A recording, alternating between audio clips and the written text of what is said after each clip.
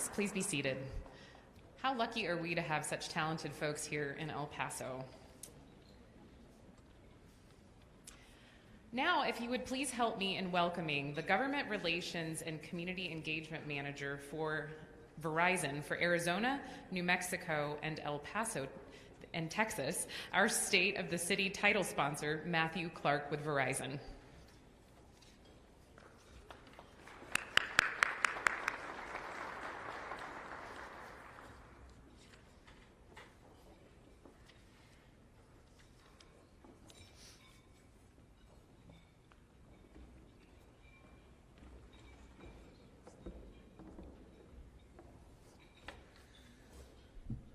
Thank you, Andrea, and thank you so much for the opportunity to host the annual State of the City address here in El Paso.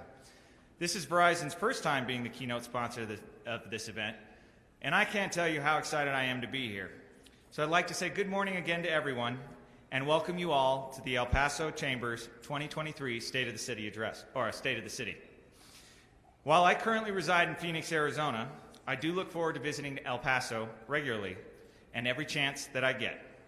As a graduate of Arizona State University, I had the opportunity to go both to the Sun Bowl and the Rose Bowl while I was there. And let me tell you, the people in Pasadena can learn a couple of things about hospitality and how to treat your guests from you folks here in El Paso. But enough about me personally. I'm here to talk about Verizon and Verizon's investment in the city of El Paso. A recent report by Root Metrics showed that Verizon's El Paso customers saw their download speeds increase by over 142% just last year. This report, among others, showcases the investment that we have made in El Paso over the past few years. First, we continue to strengthen our robust 4G network throughout the city. We have worked tirelessly to provide the necessary resources to address the cellular interference that was happening along the United States and Mexico border, but we're not stopping there. El Paso was recently named one of our 5G cities in the Southwest, and we look forward to building and expanding our award-winning service for the residents and businesses in the community.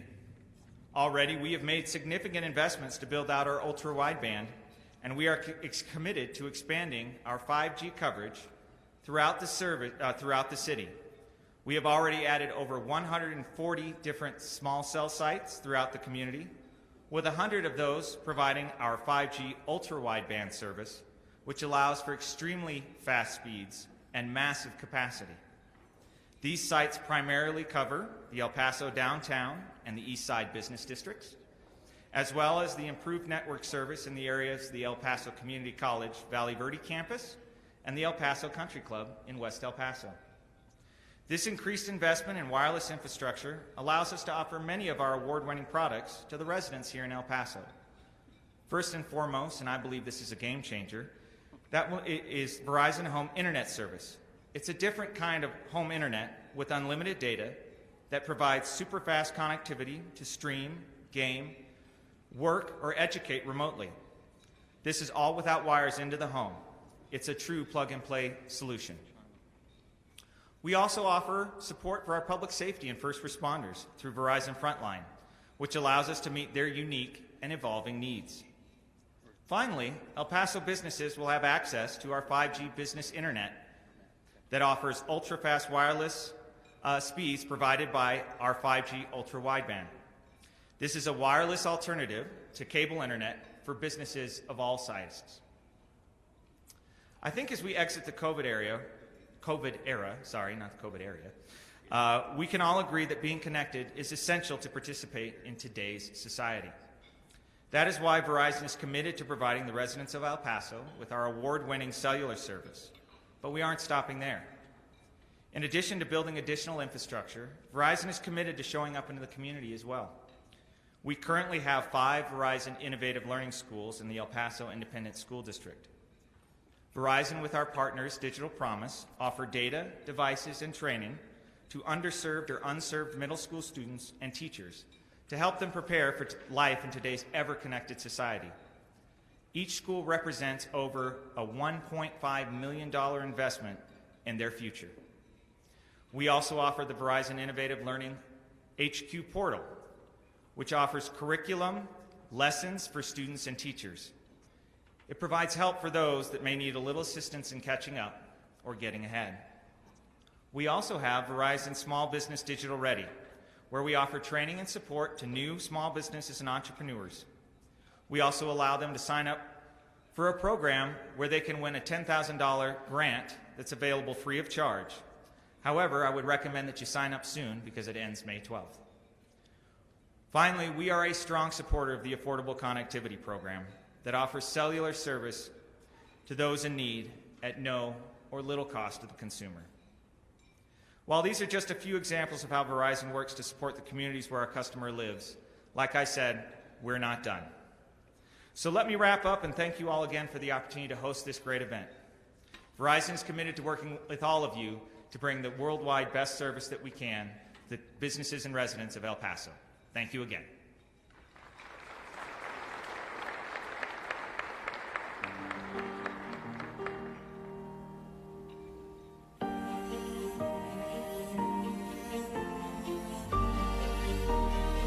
From where we work to where they live. From our technology to supporting theirs. From each and every one of us to each and every one of them.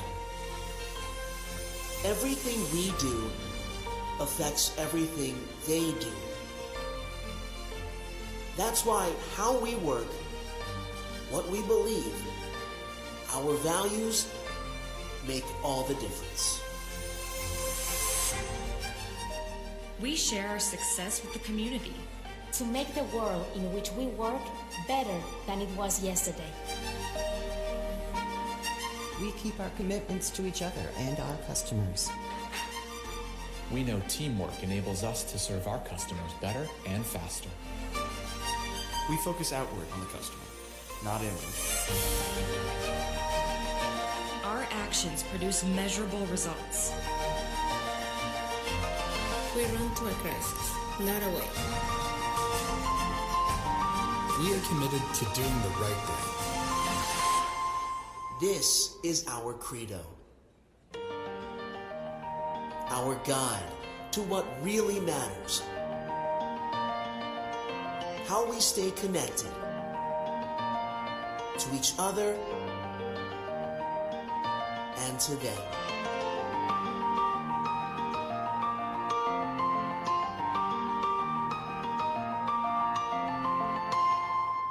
We are Verizon.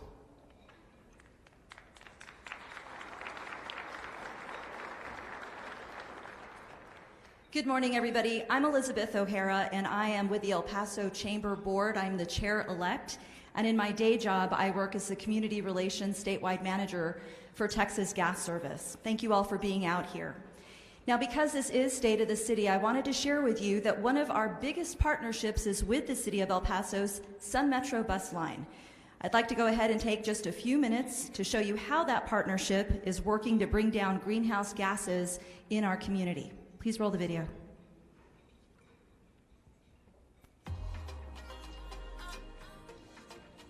We're the 6th largest city in the state of Texas and the 22nd largest city in the nation.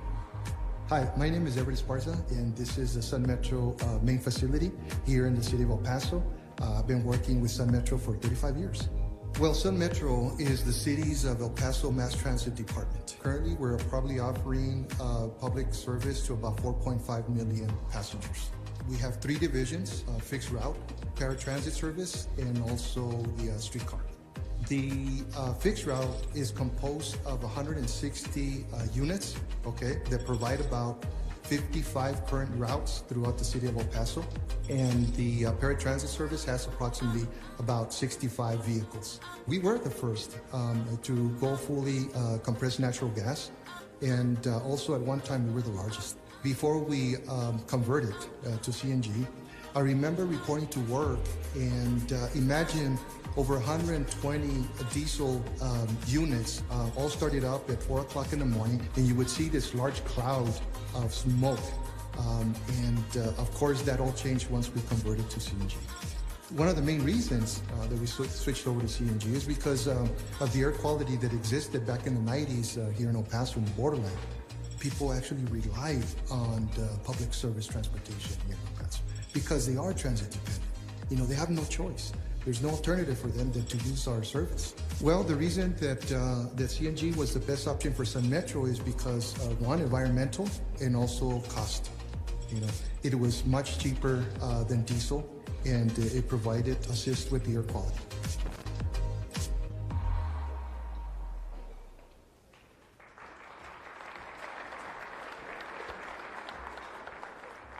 Thank you. So briefly, we're going to take just about a 9-minute break while they are serving our delicious food created from the new chef here, by the way. I want to point that out. So if you notice that things are a little bit different, that we do have a new chef here at the convention center. So hopefully you'll notice that quality.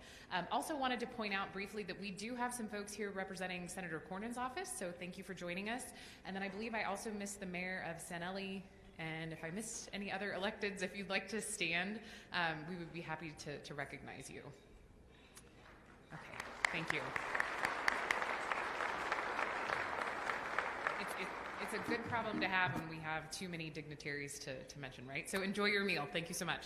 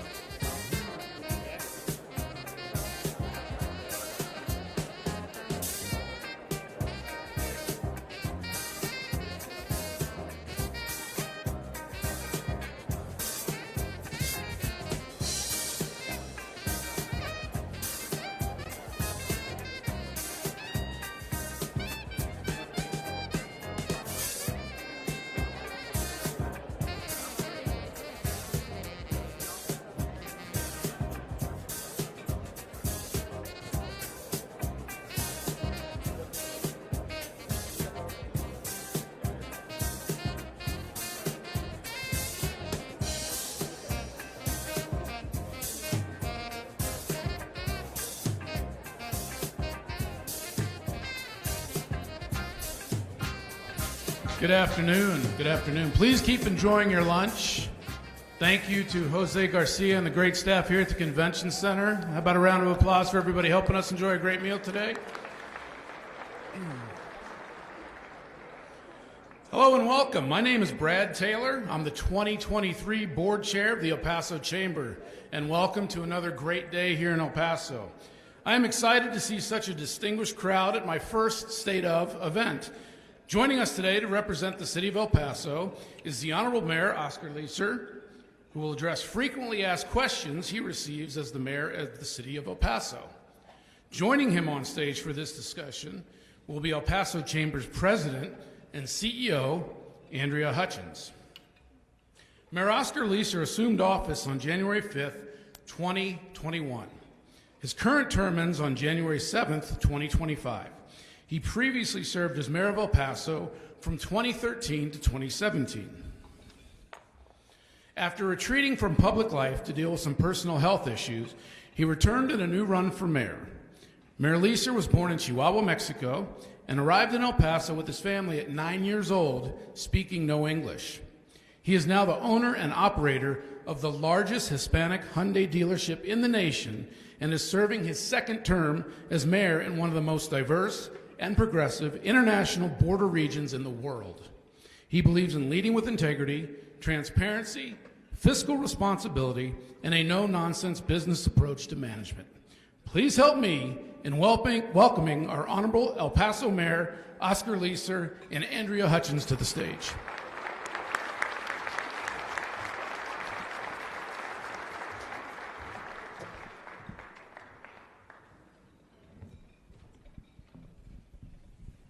Okay, I think we have hot mics. I'm glad we said what we had to do, Megan. I know, right? Yes. So, as many of you know, I saw several of you taking photos with the mayor out in front of the EPC sign. And again, I want to thank you for that. That really does mean a lot to our attendees here. But, the mayor's very personable. And so we decided that having a just good old-fashioned fireside chat Q&A was going to be the best way to pull out some of the more exciting things that are happening in the city right now. So I don't think that any conversation over the past year, would be done service if we didn't address a couple of the major challenges that you all have faced throughout the past year. Namely, the ongoing issue with the asylum seekers, the recent shooting at the Cielo Vista Mall coming on the heels of the August 3rd shooting. And then obviously, we've got a lot of concerns about the arena project. So we'll start you off with an easy question, though. Tell us how things changed in August of 2022 related to migrant crossings. I understand that the nationality of those crossings shifted, and if so, is that the case? And then what is the difference between sponsored and unsponsored asylum seekers? So that's a multi-part question. Well, thanks. And, it's something that's really, really important in our community. And it's, when you talk about challenges, it gives us opportunities to make a difference and make a change. And when you talk about asylum seekers, we're talking about people that are coming into our country, but it's something that's really important, that because we're a border city, we have a responsibility to the country, to the asylum seekers, to do the best we can, and we've done that. But it's something that it's a responsibility of the federal government, and we're agents for the federal government. And so one of the things it's been very, very important to us is that we don't use taxpayers' money. And that was some of the things that, we saw a lot of talk about, that we were using local taxpayer money, and that it was on the back of the local taxpayer. Well, it wasn't, and it's not. The city staff and OEM, the county, everybody's really done a really good job of working with Secretary Mayorkas, who oversees FEMA, to find a way for us to find funding. So far, since we started asking for money, and there was a lot of reports that it took 6 months, it took a year to get funding, and how are we going to get the money for the city? Well, I can tell you that we have received $22.5 million of funding, and we still have $15 million that we have in the coffer of the city to continue to help the asylum seekers. But again, that's not enough money, and it won't be enough money. And it's important that the federal government changes policies. Policies is something that's going to be really important. If we continue to have the same policy, we continue to do the same thing, we will continue to have the challenges that we had in August. And, you know, people talked about 2019. Well, in August, really, there was no comparison in 19 to what we saw in December.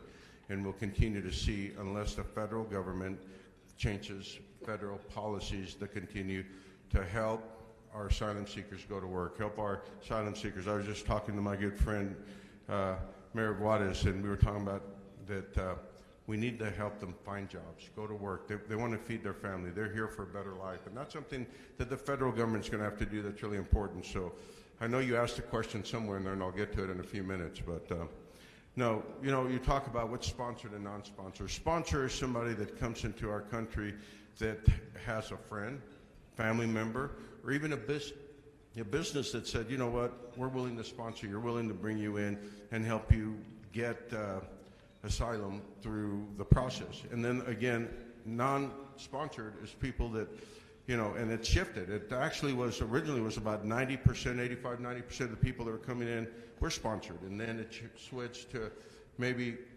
30% were sponsored. So it was non-sponsored that really they had no money. They had no one in the United States that they wanted to connect with. So we decided we needed to work together to try to help them get to their destination. And you know, and that leads me to the next thing, because things that we're talking about, which is the OEM, which is the, you know, Chief DiAgostino and his team and everyone in the city team that worked together, but also the county judge that really was very instrumental in working with us and helping us. The Mayor Perez Cuellar from Juarez, that we've had a great working relationship, and Mayor Miyagashima from Las Cruces, and it's become a team effort. And I think we saw during the pandemic we didn't have a team effort, and we became the worst city in the nation. Well, these guys, the city, and everybody working together has made it where we don't see the issues you've seen everywhere else. And I want to, please, guys, please stand up, and I want to thank you all. Judge, Mayor Miyagashima, and Mayor Cruz, please stand up and thank you all. Thank you. And also our city team that's sitting over here to my left, I want to thank you all for the great job. As you know, everything we're going to talk about today, we're going to talk about things that have accomplished within the city. And it doesn't happen without the team, without everybody working together. And then we go over here to my right, we have the city council, and I want the city council members to really stand up, because you guys are a big part of everything we're going to talk about today and how it's happening. City council, please stand up.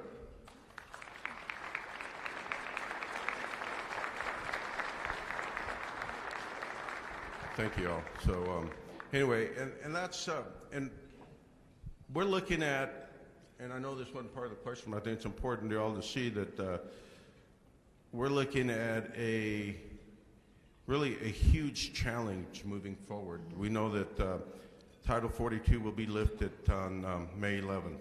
And talking to the mayor from Juarez, and talking to the county judge, and talking to Secretary Mayorka's office that I've had a great communication with, I can tell you that Julie Rodriguez, Noel Young, and Secretary Mayorka, and other people within the White House, every one of them regrets giving me their phone number. But it's something that it's been very important that we have a communication. We have an open line of communication, because what we see coming in the near future, we need to work together, and we need to stop talking about it, and we need to start having action.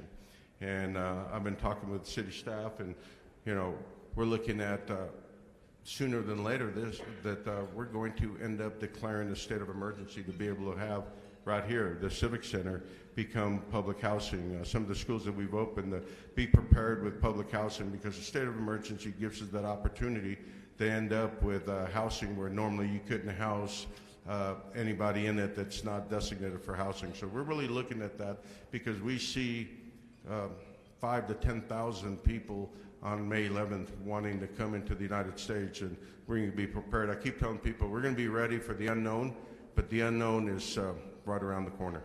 Well, and just to kind of put a marker on that, so May 11th is actually when Title 42 is going to be ending. So that is just right around the corner. So you've already outlined a few of the things that you all are doing to prepare and be ready, the state of emergency, things like that. Are there other things that we need to be looking for as a community to either provide support or to be working with the city on that?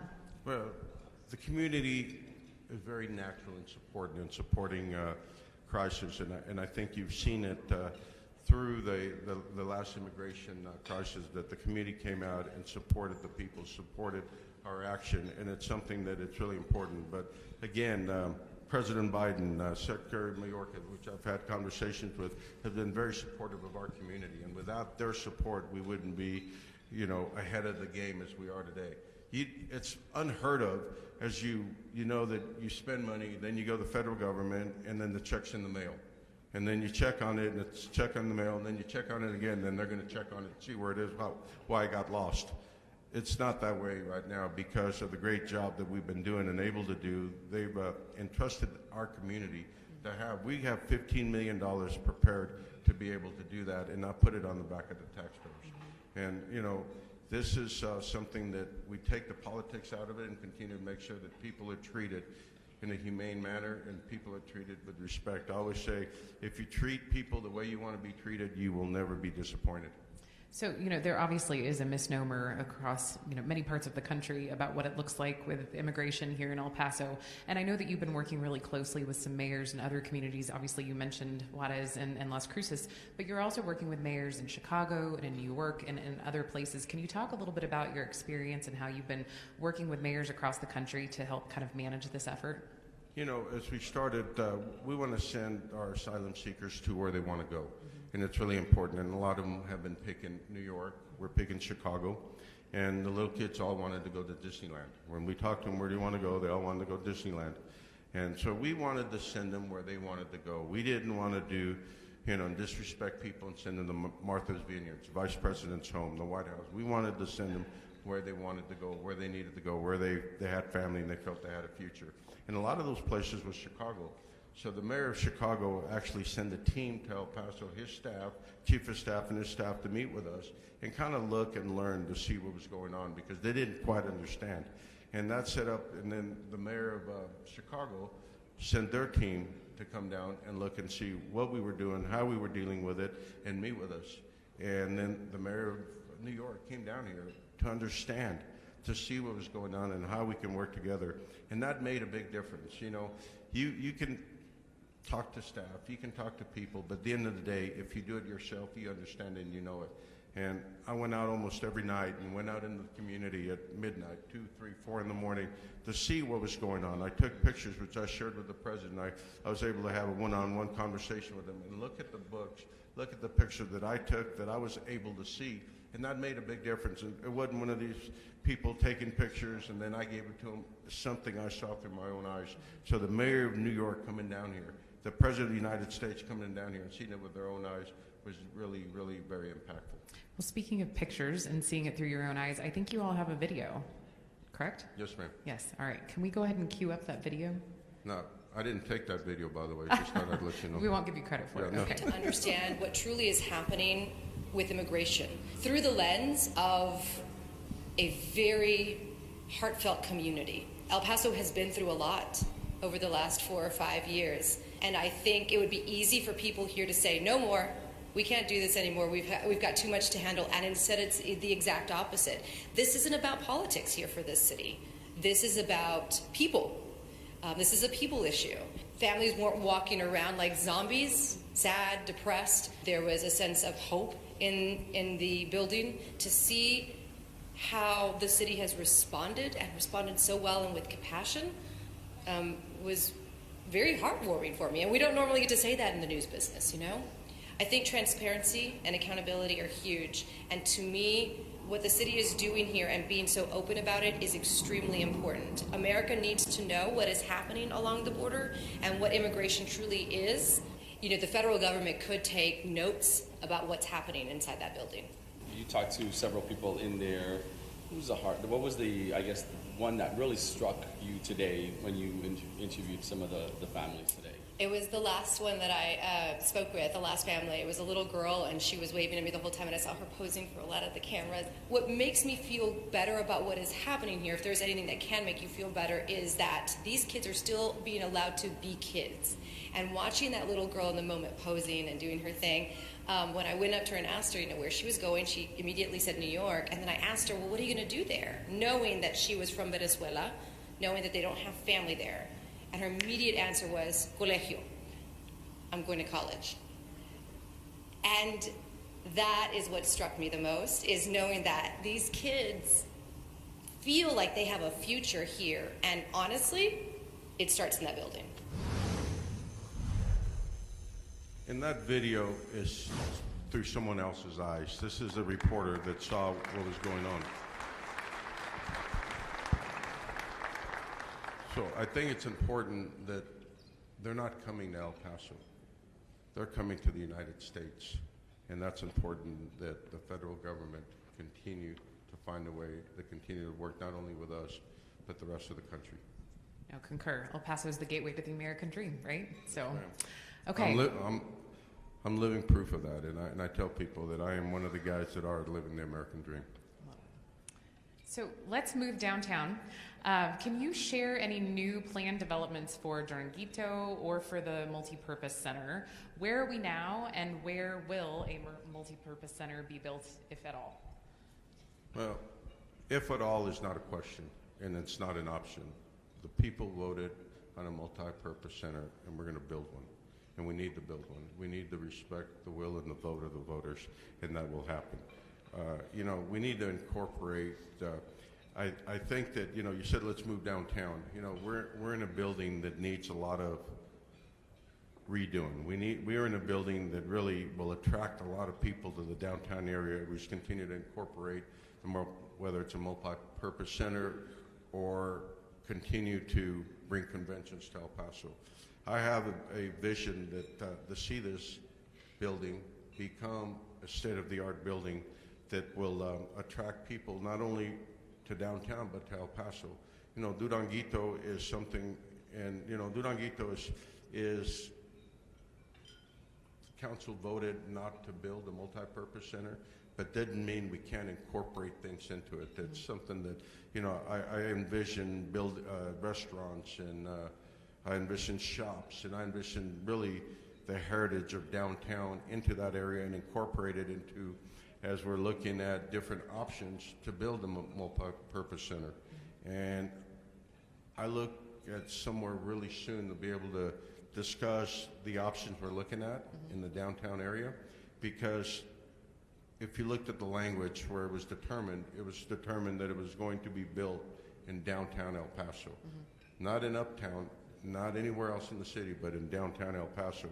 And this council is committed to respecting the will and the vote of the people, and we will move forward in providing a multi-purpose center that was voted upon. Excellent. So are there any plans for the buildings at Duranguito at this point, or is this kind of something that we're visioning right now?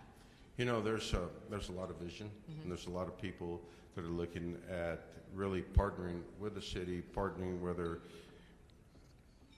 as partners or what we're doing with it. But there's a lot of vision, and there's a lot of things that can be done, and I look forward to seeing that. And like I said, I know the city manager and I have had some conversations on how do we incorporate the multi-purpose center in the area with, Duranguito, and those are some of the conversations we'll have moving forward. Again, at the end of the day, it becomes a council item that will determine the final place where we will do that. But again, it's not if, but it will be built in downtown El Paso, and we will honor the vote of the people. Well, that's great news. Shifting gears again, when news came about the shooting at Cielo Vista, many of us were in Austin, actually at El Paso Days. For those of us that heard about it while it was happening, or even the next day, there was a lot of PTSD, I think, that was involved in that. So can you talk to us a little bit? This is now the second incident that we've had in our community. How are we dealing with these things moving forward? Well, it's really important, and I think whether it was 2019 or 2022, that our community and law enforcement all work together and work very well together. We've had training with the FBI, and one of the things that in the training we had was who is in charge of any situation. And it was very, very quick into April, in 2022, of August of 22, that El Paso PD was in charge, but didn't stop every agency in the city to respond to it, to make sure that we were all in unison together. Again, we're preparing, we're continuing to train, we continue to be prepared for whatever may happen within our community, and know that who is in charge, who will be in charge. And the important part is, I don't have to tell you that I'm in charge. Everyone knows who is in charge, you know, and that's important. And I think we've seen things that are happening where people don't know who's in charge, and people start asking the question. That won't happen.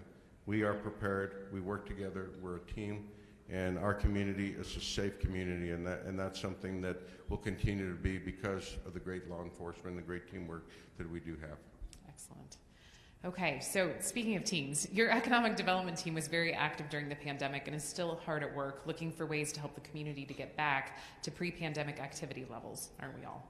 Economic development can play a diverse role during a time of crisis. Can you tell us how the city was able to help businesses specifically coming out of the pandemic? Well, really it's a great question, because economic development team in the city and the county work together, and they're rock stars. They really are. They have really become something that companies within all over the country, all over the world. Today, county judge and I and the city staff met with a company from Taiwan and talked about investing within our community and why they would want to invest in our community. And our economic development team has really done an incredible job of earning people's trust in business. I know that we have, in the last 10 years, we've spent over $700 million in investments within the footprint. People have invested within the footprint of the downtown area over the last 10 years. Now, when the pandemic came and we're talking about investments, we invested rapidly. Within the first 9 months, we invested $24 million within small businesses. 1,550 small businesses received money to be able to continue to open their doors. And when we talk about 80% of all businesses within our community, and I'm sure if we took a poll here, it would be within our room also, that are small businesses, or businesses that really had a small, they had challenges within the pandemic, but, like I said, we had $24 million within 1,550 small businesses to help them continue to open the doors, keep the doors open, and keep providing the service not only for the city, but also for their families, and that's really important. And when we talk about, and we have a record amount of companies that really have shown a lot of interest in El Paso, and those companies that are shown interest in El Paso, we're looking at them as how do we enhance to help grow small businesses? Because we don't want to bring a company to come to El Paso that's going to put them out of business. We want to enhance and help them grow, so it's really important. And again, and we were talking this morning with a company from Taiwan, we said, we don't want to bring a company to fail, because then it doesn't look good on us, it doesn't look good on you all. We want a company that we can become partners and grow and become successful, so it's something we can share and talk about. So I think the secret about what a great investment El Paso is getting out. Obviously, you've got folks from Taiwan coming, so it's near and far. But the city, together with UTEP and the county and other community partners, secured a $40 million grant from the Biden administration through the Build Back Better Regional Challenge. Can you talk a little bit about why the city and its coalition partners were successful in securing that highly competitive grant, and what your next steps are to keep that momentum going? Well, you almost answered your own question, really, when you talk about the city, the county, UTEP. How do you secure a grant? Again, by applying for it together. $40 million to help, manufacturing, help aerospace within our community was really important. And I can tell you that if Dr. Surui had done, and I know that's Judge Samniego's best friend, if he had applied for it on his own, he never would have gotten it. But again, the county and Fabens and the airport and the city and our city staff and UTEP, we all applied for it together as one. And it was over 500 people applying for it, and only 21 of the applicants received it, and we were one of the 21, which was very important. Our Congresswoman was very instrumental in making sure that we got it. Again, there's another piece of the puzzle. You asked, how did we do it? Well, that's how we did it. So now we're going to grow our aerospace. We're going to grow manufacturing, continue to keep, and I hate this terminology. I wish that if I could go to the dictionary and scratch it out, I would. Brain drain. We have a lot of people staying in our community. We have a lot of people that love El Paso and stay in El Paso. And this is going to continue to give them high quality, high paying jobs, which is what our community, and if you see the household medium income in El Paso has grown over the years because of investments like this. Absolutely. You can't you can't but listen to Dr. Wilson and get emotional during her talk about the students that are at UTEP. So I am going to shift and head back downtown a little bit in our discussion. So a lot of communities, they have kind of an overwhelming sense with economic development that we focus too much on downtown. Obviously, downtown has been a focus of El Paso. There's been a lot of growth, as you mentioned before. We have the downtown management district, and there's a lot of investment that the city has made in downtown. Can you talk about why that's important to overall economic development? Well, in the way our city is set up, it's really important. We have 8 city council members, and they work together. We all work together, and we may represent one of 8 districts, but we represent the city. And we all represent the same constituents day in and day out. Now, I will tell you that all they ever ask for is 50% of whatever is out there that they want for their district. The only thing they continue to fight for is the larger 50%. Other than that, they don't really, they're okay with it. But no, it's important that we invest within our community. There's a lot of people in here that really have invested in El Paso. And, I ran into Adam Frank and Jerry Rubin a few minutes ago, and I told them, I said, I only have 2 hours to speak, so I'm going to talk about your investments and what you've invested in El Paso. And he laughed, and I figured, and I'm just kidding, because he's been, Paul Foster and other people that are in here that have invested and believe in our community. It's important. I know that when I talked to Jerry Rubin, he told me one of the most important things about him investing in our community is that he wants to give back. He doesn't ask for incentives. He wants to give back to the community that gave to him, and he's all over the city. So I couldn't, and I was kidding him when I said that I was going to talk about all his investments. And, Paul, everything you've brought and done and all your donations and everything, we thank you very much for all you've done for our community and everyone that's here. And I said I would never start talking names and saying names, and I did, so now I'm probably going to forget about 90 people, and you'll all have to forgive me for that, because I never want to go down that road. But it's important that City Council continues to represent their districts, their constituents, but also vote as one when we talk about any given area, and they do that. And I think that we have a video that we want to show of the council members, the things that the city has really brought forward to the community, and it'll show part of every district. Excellent. All right. I think that was a cue for the video.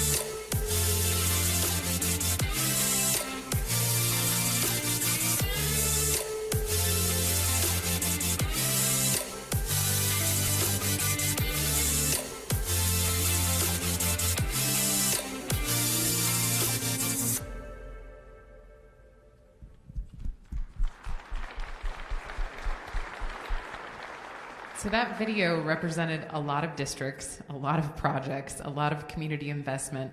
How do you all prioritize some of these different projects in the different districts? Well, and that's, you know, we want to treat every district equal. We want to make sure that every district gets equal representation. And that's very important to us. So, you know, it may not be every year we can do every district, but we do have a rotation process that we do. Before we go any further, I do want to thank city staff for that video. They did a great job of representing the city and showing not all the investments, because again, those are just some of the investments we've done in the very near future and that we'll continue to do. So thank you all for doing that. It was a wonderful video. But, you know, again, as we were saying, that you said it represented a lot of districts. It only represented 8. But it's really important that we represent every district equal. It's very important that we give equal attention to every district. I know that downtown is very focused and focal point to attracting people to our community, and we've done a really good job, but so is every part of El Paso. And I've always said that everybody within the community is asked to pay taxes. No one is asked to pay less or more. So it's important that we respect and represent every district and every person in our community equally. Excellent. So just in closing, you know, we're obviously wrapping up first quarter already. 2023 is flying by. You know, we've had kind of an exciting year so far. So is there anything else that you want to make sure that the crowd is aware of, or that you want to leave for closing thoughts as far as not only the state of the city in the first quarter, but what we can expect looking forward? Well, you know, it may be the first quarter, but our city budget is a little bit different, so it's not quite the first quarter. We'll be starting our budgets here coming up pretty soon, and our new budget and the new year will start in September. So it's important that we look at that and see that. But also, as you saw the investments, as you see, I'm really happy and proud of the council we have. I'm very thankful for the voters, for the representation they have elected, and of course, I'm very humbled that they picked me to be their mayor for the next couple of years. But everything you see today, the team you see today, I am 100% committed, and I'm 100% looking forward to know that the best years and the best is still yet to come. And there's no doubt that the best is yet to come. So, thank you. Thank you. So, with that, yes. Now I have a speech written. So, no chamber event would be complete if we did not present you with the Star on the Mountain certificate for this evening. So, the star will be lit in your honor this evening. So, if you would join me to get a photo op of this, I would appreciate it. So, coveted starlighters.